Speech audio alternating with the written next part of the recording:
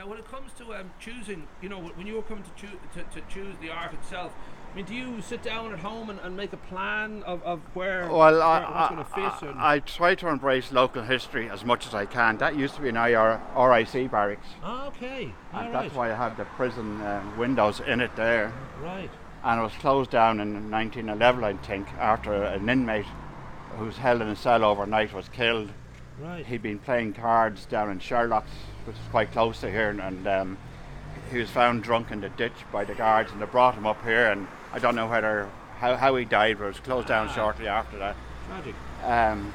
Then it became a post office, and now it's derelict and it's ready for development. That must be a part of you knowing your history and all that. It's got to be almost like a way to sort of do justice to some of the lives that would have been lived here, were lived in extreme, and they would have died in extreme circumstances because they in what they believed in. So it's a very difficult. I imagine it's not like you're painting Mickey Mouse and Donald Duck having a happy picnic. You've really got to think about what this represents. Kilcoole had its heroes as well. There's one person, David McGilcool O'Toole, who was executed in Dublin in 1327. He led the revolt against Anglo-Normans in this part of Wicklow and drove them out. And Pale became established at Bray or Shankill around there, and south of the rest of Wicklow became lost to the English after that, and it was lost to them up to around 1580, and then it became part of the Pale again. But there's some other characters as well. Well, that's the thing. No, he was hung down and quartered like Wallace in Scotland, he got the full treatment. Wow. Because that's the thing, I'm always just aware of the fact that when it comes to, like, significantly 1916, 1914, Kilcoole played such a major role in this area, and that would have been, quite a rare that sort of level of just sort of say maybe the spirit here that said we're not going to put up with this shit. Well, it had a traditional nationalist heritage right through, more or less ever since the 1500s. When the O'Byrnes and the O'Tooles took over the Kilcoole area.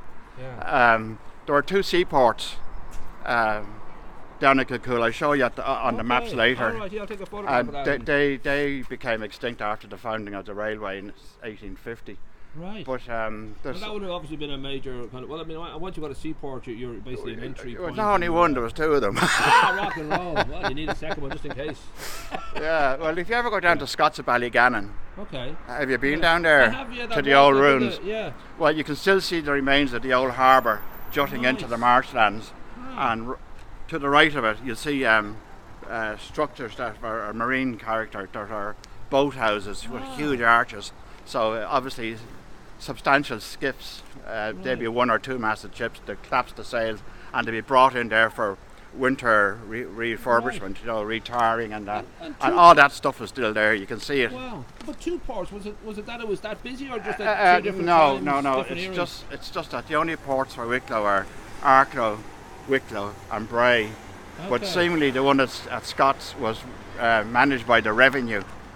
Shipwrecks and that, and the salvage were all brought up to there, and that's listed on some of the articles I have, and on some of the maps in the Napoleonic War era, where they hoped to do a series of Mortello Towers, because the rebels were still fighting in the Wicklow Mountains under Michael Dwyer, and Robert Emmet's rebellion in Dublin, which is a farce. But after that, they abandoned all those fortifications, but they're quite substantial. The plan was quite substantial. Fight over here, is it? No. We'll take a walk up to the other. Yeah, well, this used to be. They were saying this one kind of like stuck in the throat for a few people. Yeah, it's a serious. A lot of big Fine Gael element here, if I should dare mention it. Right. Tidy townspeople and that who are a bit sensitive to the Kilcoole gun running and all that, which happened in 1914. Yes. And. Yes. Well, it's been great commemorations, and certainly there's a strong recognition of it, thankfully. That an effort to be made. There's a huge outpouring of support from within the local community, and people seem to be very proud of that part of their heritage. Yeah. Yeah. But whatever about the actual war is always going to be ugly, and you know, you can have your Che Guevara figures, you can have your troop leaders and all that. You can have different opinions about who was right and who was wrong. There's no question it's an important part of the history of Kilcoole and obviously Ireland itself. So the idea that you try to in any way whitewash over it would be quite sad. You know, it can be, it's a shame, really. There's so much of that's happened in Ireland with Irish history. Well, as you say, people get embarrassed and they just sort of rather not think about it. Yeah. Yeah, I know you've got. Would this have been around 1916 or 14 that you started doing the murals? I'm trying to remember. When they first I done them for the Kilcoole gun running. I had done ones previously on this wall here, showing Bob Monteith and a returned British soldier from the front. We're about to confront each other at this door. Right. And I left some of the dog and a few other bits and pieces from the original one. But it was getting a bit stale, so I decided to touch it up. Right. But I want to know whether you would have had to sit down and think about specifically what the stories might be, or whether you feel these are just representational. Doesn't take long. No. Okay. I would have done all that in about 3 days, and that's maybe 4 hours each day. And the art itself now, is that I don't know if you sketch all this before you... A rough sketch, and I'd get it passed by the Tidy Towns Committee. Right. And I always got the impression the town was chuffed to see, because art is great to begin with, but then the fact that you're celebrating, the town's history is huge. Well, thankfully it hasn't been decimated. Sort of messed with it or graffitied over. Graffiti, everybody thought it would be. Right. Is this working with all the traffic? Oh yeah, it's fine. Yeah. We'll dub on. We'll give you a French accent. We'll dub on your answers. But yeah, this is. I see a lot of mistakes in it when I'm close up to now. I could really paint over the whole lot and do another. Artists, I'm sure, even any artist will probably look at their work. Musicians and all that always look at what they see as mistakes. Everybody else sees as joy. And I know that, as I said, over here too now. So this was that around later? I think that was a later. No, I done it at the tail end of this. I asked Joey Hunt. I mean, his sister owns that wall, and he was being graffitied as well. So he asked me if I could put something on it, and I put a historical scene of the old rock in Kilcoole, which is a fortress rock, and the whole thing was had a circular enclosure. It was a big embankment all around it. Yeah.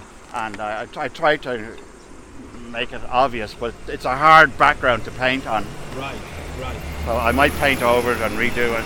And you mentioned to me you're considering, I don't know what that's, you're considering kind of redoing, maybe just touching up the wall itself here, or if you've got, I don't know if that's just a redecoration. I see, that's a periodic painting. It goes back to about 1920s. Right. I don't know whether I should do something more up to date.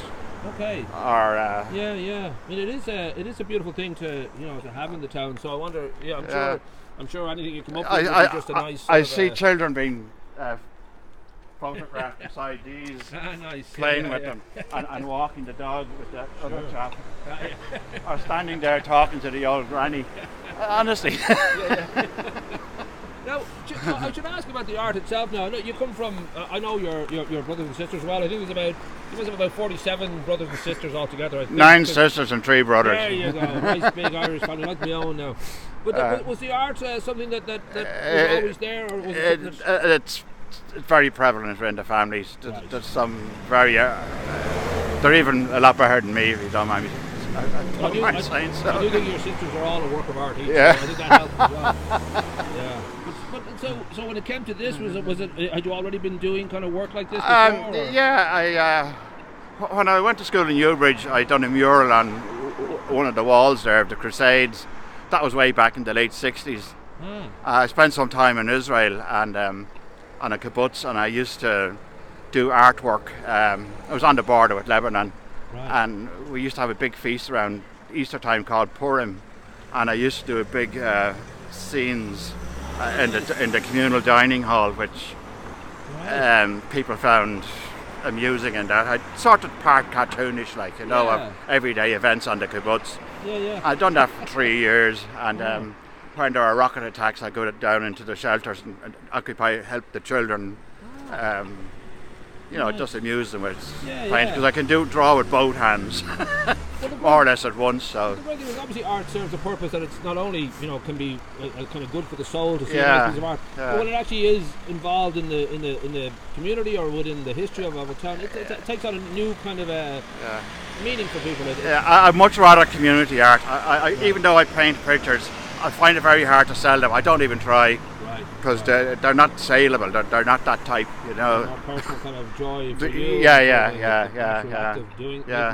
Will we go over there? I should ask you, did you find yourself in the kibbutz? Did that work out? Did you find your inner soul? Or that's the I found it intriguing. And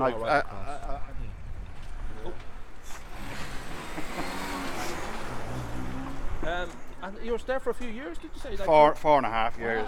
Wow. Most people will do it for a few weeks and usually. But that would have been a deep experience then to be there for that long. Hello, hi. Yes.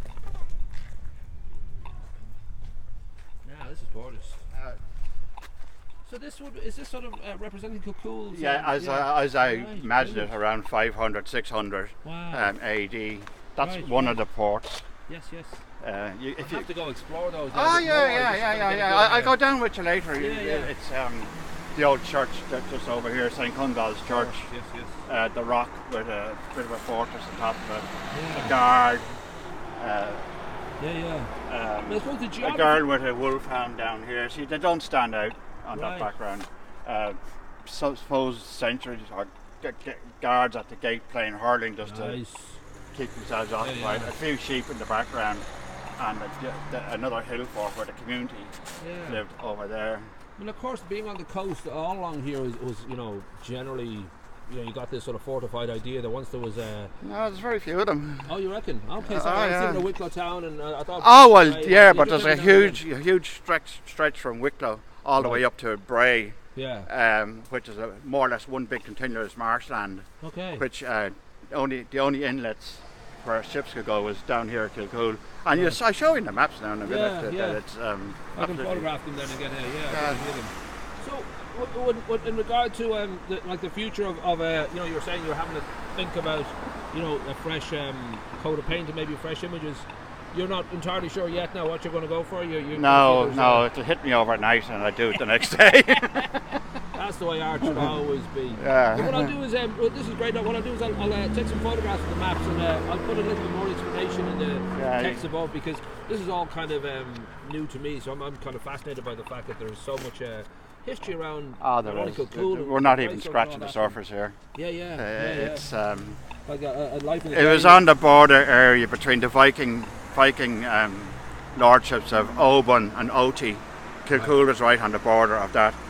In Oban, that was north of Kilcoole, you had Ratdown was the capital of Oban. That's named after the Boon Coolin. And Oti is named after the Utaig. And I think probably Kilcoole was its capital. It stretched from here all the way down to Wicklow. Wicklow would have had its own independent Viking lord down there, of course. It's kind of what happens too is that naturally, people, which is sad, they kind of just lose track of exactly where their history comes from. And the idea that we did have a sort of Game of Thrones, Lord of the Rings time that people survived on those kind of wits. It wasn't. You didn't sort of text somebody when you were in trouble. You actually had to grab a sword. And of course Vikings, the movie made down in Ashford is. Which is a big kick to the area. I know they're going to put the studio down there and all that. It's standing. I'll finish with a wonderful Pat McDonald joke about the fact that he kind of jokes, only because Pat McDonald, the comedian, is not a good-looking man. He was Owen McLove in Father Ted. But he talks about the Vikings coming across Europe, raping and pillaging all the way across the mainland. But they got to Ireland and they had a good look around. He said, "All right, lads, we'll just pillage here, right? Let's just pillage." All these women throw themselves at these Viking gods. You're all right, love. We're just pillaging today. It's amazing the amount of slaves they took, even from around here, and brought them to Iceland of all places to intermarry with their male stock over there, because they couldn't get the Viking women from Scandinavia to go there. They weren't being fooled. It's a crazy thing when you think about that. It was just a normal occurrence that you live with the vulnerability of your whole life. You literally lifted out of your life and put into a whole new beginning. And obviously it wasn't always pretty to begin with. There was always no, but around here had a lot to offer the Vikings when you think about it. It was cut off from the rest of the country by the mountains. Right. And they had total exclusion down here, and a lot of the oak woods, pine and larch and all those would have went towards shipbuilding. Right. And you know, they had about the Spirit of Glendalough. Yeah. They say it was built probably in South Dublin, but I have a feeling it was built here. Ah. And it was sailed out to that port there around sometime in the 1100s. Because of course, I mean, as you say, it had everything that you would want, and water flows where it needs to flow. So if people were staying here, it's because they had all the things they needed, and because it made sense. Oh, God, yeah, of course. Yeah. Anyway, as I said, I'll take a few photographs of those maps and get a little bit more of the history that I have no idea about, and add it in.